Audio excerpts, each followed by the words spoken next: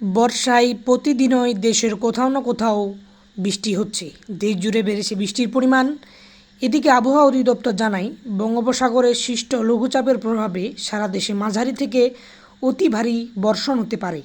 এ সময় দুই অঞ্চলের নদীবন্দরের হুঁশিয়ারি সংকেত দেখিয়ে যেতে বলা হয়েছে।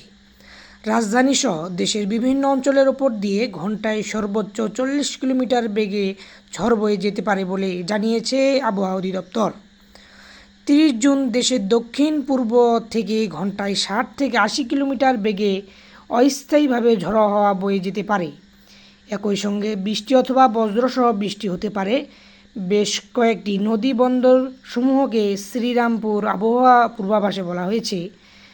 দিনাজপুর, রংপুর, রাজশাহী, বগুড়া, কুষ্টিয়া, যশোর, খুলনা, বরিশাল, পটুয়াখালী, নোয়াখালী থেকে কুমিল্লা, ময়মনসিংহ এবং সিলেট ঘন্টায় 45 থেকে 60 কিলোমিটার বেগে বৃষ্টি হতে পারে। কোথাও কোথাও মাঝারি থেকে অতি ভারী বর্ষণ হতে পারে বলে জানিয়েছে আবহাওয়া